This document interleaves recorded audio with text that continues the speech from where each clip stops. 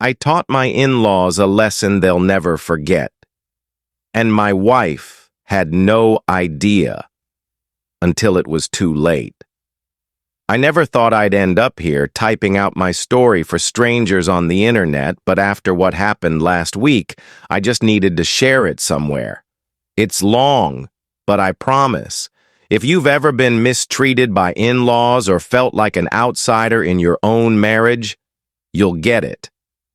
I'm 35 million, and I've been married to my wife Alicia, 32, for 6 years. We've been together almost 10. She's smart, kind, and beautiful, and I've loved her deeply for a long time. But the truth is, her family always treated me like trash. And I'm not exaggerating. Her parents are wealthy. Old money types, country club members, private schools, yachts in the summer, that kind of rich. I come from a blue-collar background. My dad was a mechanic. My mom cleaned houses. I put myself through college with loans and 2 part-time jobs. When Alicia and I started dating, I knew her family wasn't thrilled, but I didn't care. We loved each other, or so I thought. When I first met her parents, her dad shook my hand like I was applying for a job he already decided not to give me. Her mom just looked me up and down and smiled one of those fake tight-lipped smiles. I overheard her whisper to Alicia in the kitchen, "He's sweet, honey, but really? Is this a phase?" Ouch. Still, Alicia defended me.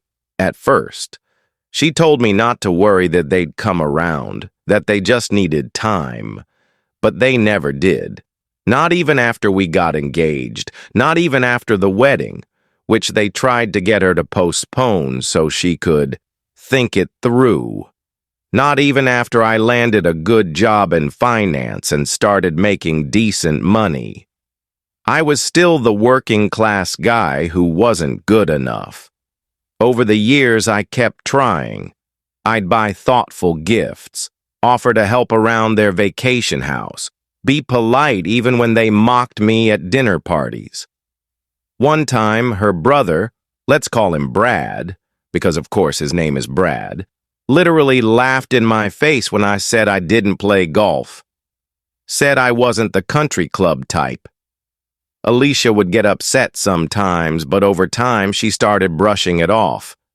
"They're just set in their ways," she'd say. "Don't let them get to you." But they did get to me.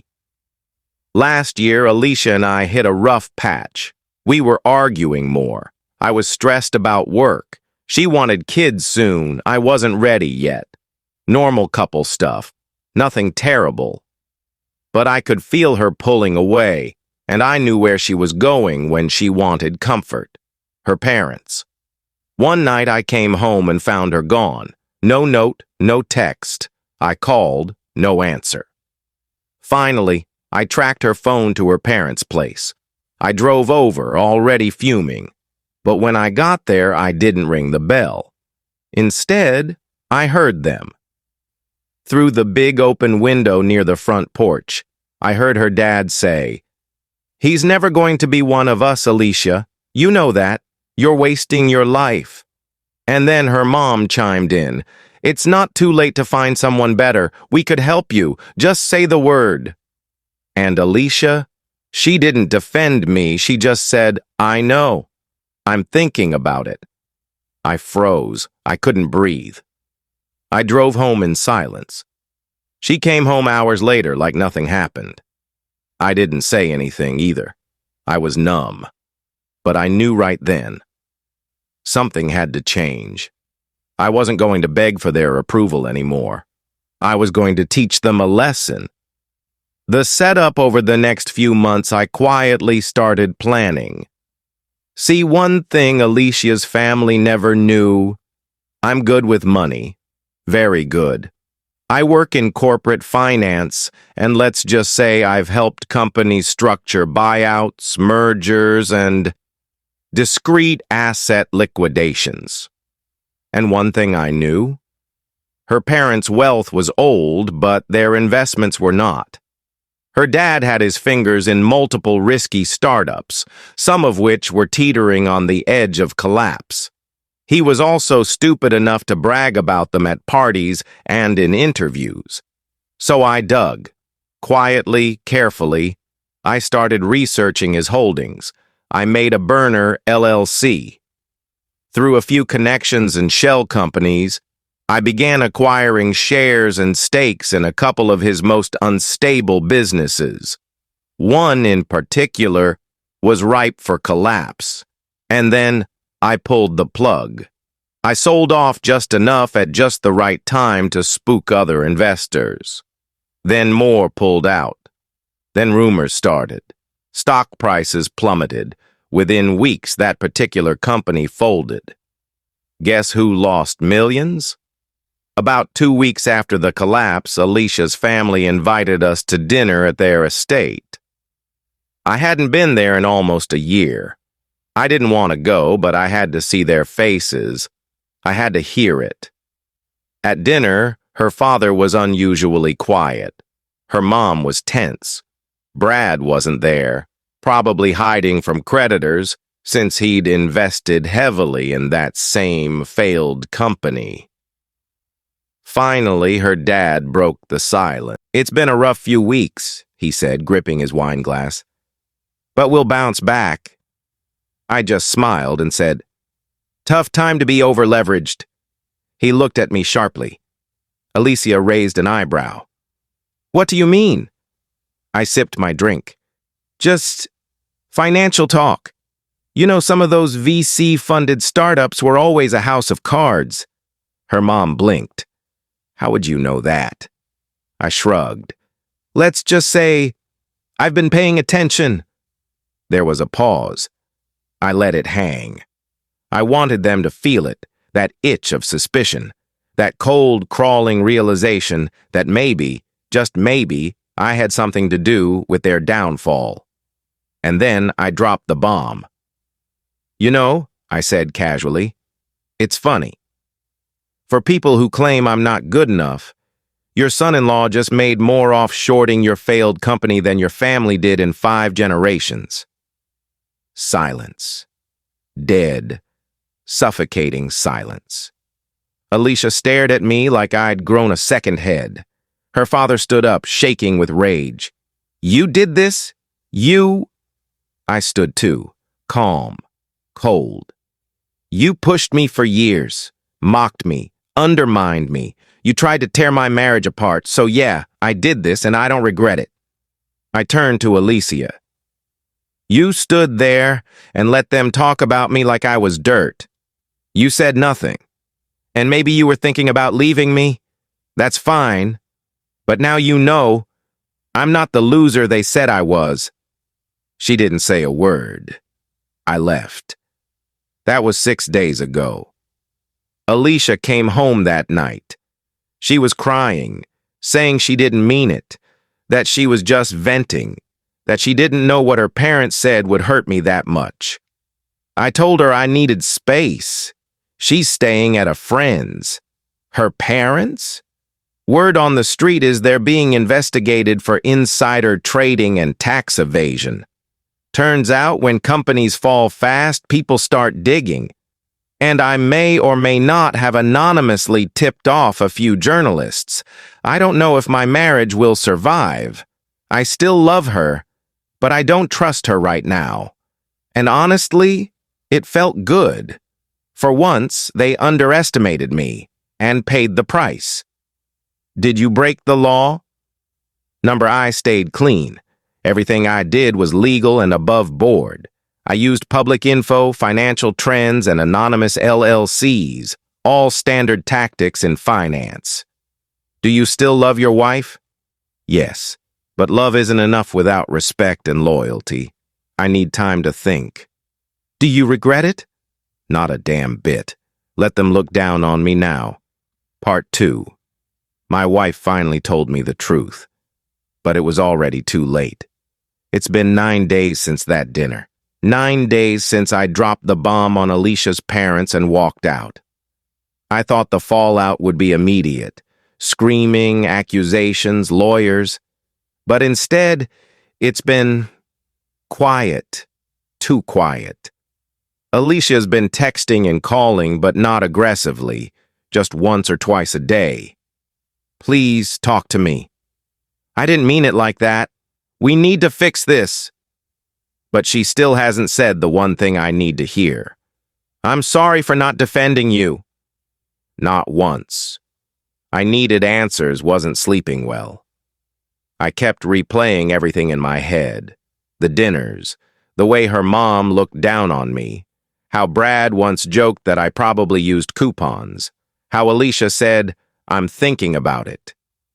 That one line kept echoing. So I asked her to meet.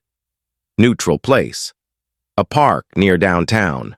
She showed up looking tired, like she hadn't slept either. We sat on a bench near the fountain, surrounded by joggers, kids, tourists, life moving on while ours was stuck in this frozen mess. I need you to be honest with me, I said without preamble. She nodded slowly. Were you planning to leave me? A long pause. Then she whispered, Yes. I felt it in my chest and like a punch. But I didn't react. I needed to hear the whole thing. Why? I asked. Tears welled up in her eyes. I felt stuck.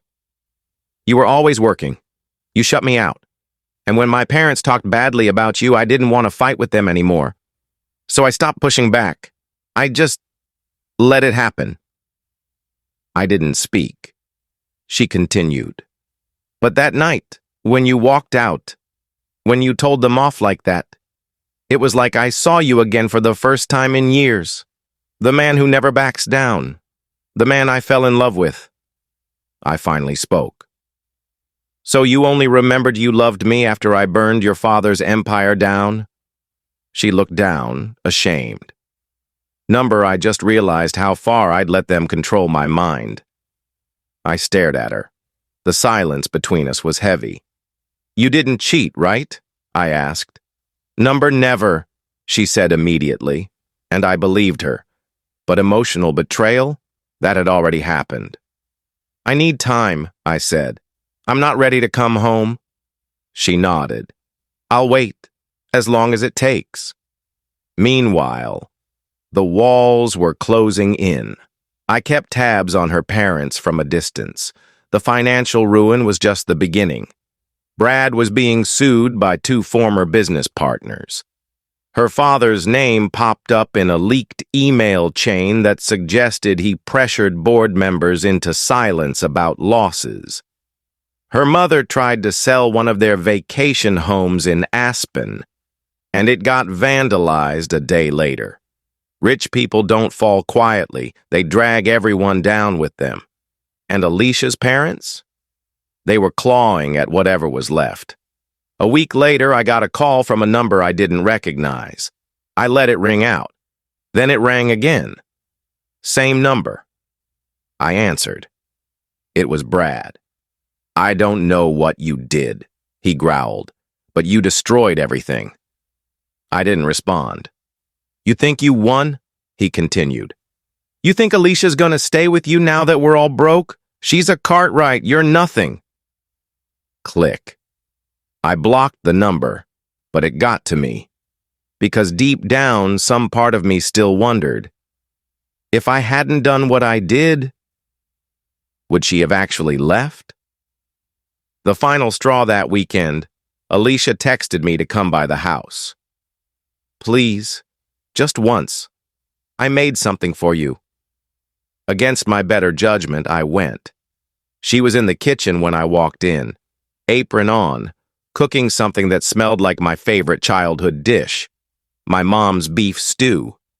She'd called my mom a month ago and asked for the recipe. I know I failed you, she said, setting the bowl in front of me. But I want to start over, from zero, if you'll let me. I sat down, took a bite. It was perfect. Then she said something that changed everything. My parents want to sue. I stopped chewing. What? They think you caused their financial collapse on purpose. I swallowed slowly. I did. I told them I did. What are they expecting now? They think if they can get proof, maybe an email, a recording, they can take you to court. I leaned back in my chair, staring at her. And you're telling me this? Why? Because I'm not with them, I'm with you, she said. And I want to warn you before they try anything. A silence stretched between us. Then I pulled out a flash drive from my pocket and slid it across the table. What's this? She asked. Every recording of every conversation I've had with your father over the years, including the one where he offered me a bribe to quit my job and disappear, including the one where he joked about defrauding investors. Her eyes widened. You recorded him? I record everyone. I learned early in finance. Trust no one, especially people who smile while stabbing you in the back. She nodded slowly. What are you going to do with it? I stood. That depends on what your parents do next. If they try to sue, it all goes public. If they back off and disappear, I bury it. She didn't try to stop me as I left. She knew the choice wasn't hers anymore. One last letter. 3 days later, I got a letter in the mail, handwritten, no return address. But I recognized the handwriting immediately, her father's. It said, "You win. Stay away from my daughter. If you love her, let her go. She doesn't belong in the ruins you created. P.S. You always were smarter than you looked." I laughed out loud. They were finished, and they knew it. Where we stand now. It's been 3 weeks since everything blew up. Alicia and I are in therapy. She's doing the work, really doing it. She cut off her parents completely.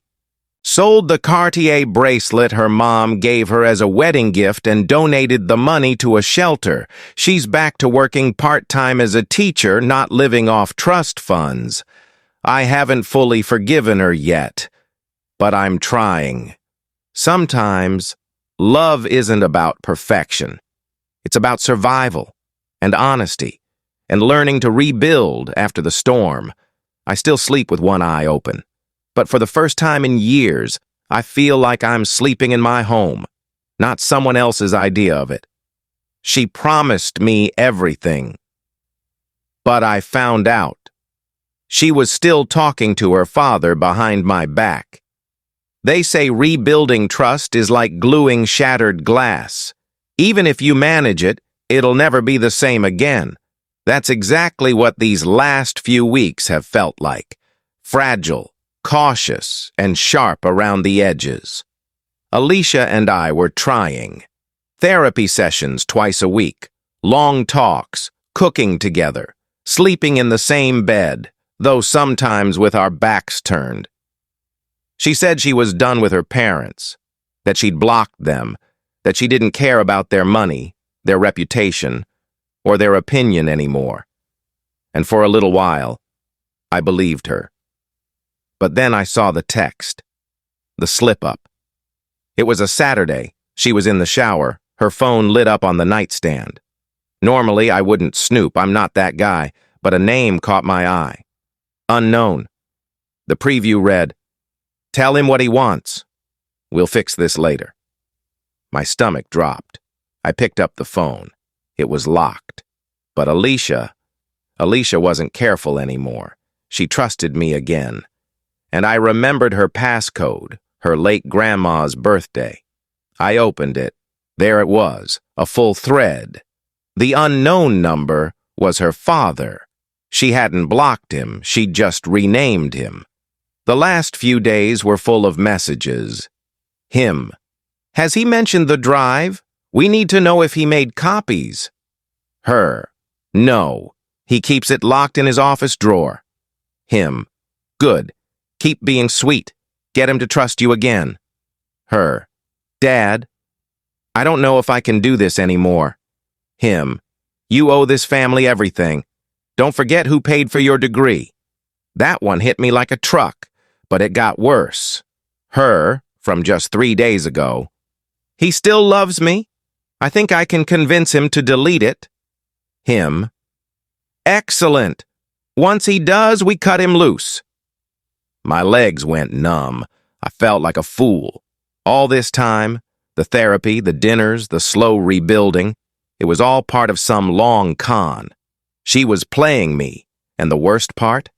I still loved her. The confrontation. I didn't say anything that day. I needed to think. I copied the texts, screenshots and all, and emailed them to myself. I forwarded them to my lawyer, too, just in case. That night, over dinner, Alicia was glowing, laughing, talking about maybe planning a short getaway together to reset. I smiled, played along, told her I'd think about it. The next morning, I left before she woke up, went to the bank, opened a new account, transferred funds, called our therapist, and canceled future appointments. Then I came home, sat her down, and put her phone on the table. Unlocked, open to the thread. She turned pale. Alicia, I said quietly, I want you to be honest. No lies. One chance. Just one. She stared at the screen, then at me.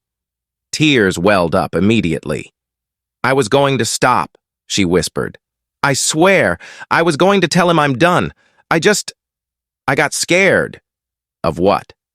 Of losing everything. You, my family, my identity. I didn't know who I was without all of it. I leaned back. And who are you now, Alicia? She didn't answer. I want you out, I said. She gasped. You have until tonight. I already spoke to a lawyer. You'll get served by morning. She started crying hard, begging, grabbing my hand. I love you. I made a mistake. No, I said. You made a series of decisions, behind my back, after promising me you wouldn't. I stood. I can't live in a house where I have to lock my drawers and watch your eyes every time we talk. That night, she packed a suitcase and left. I didn't say goodbye. The next day, I was sitting in my office, door closed, when I got a message from an unknown number. This one was different. It said, Mr. Foster, I'm not your enemy. I'm someone who knows the Cartwrights very well, and I have something you need to see. Meet me tonight at 9. Cafe Linden. Come alone. At first, I thought it was a setup, but something about the tone, direct, urgent, specific, felt real. So I went. It was a quiet cafe, dim lighting. I scanned the place. A woman in her mid-40s waved me over. Sharp suit, business demeanor. She slid a folder across the table. My name's Dana. I used to manage legal compliance for Cartwright Investments. I quit 3 months ago. Couldn't stomach it anymore. What's this? I asked. Proof, fraud, embezzlement, offshore accounts. I tried to blow the whistle last year but got blackballed.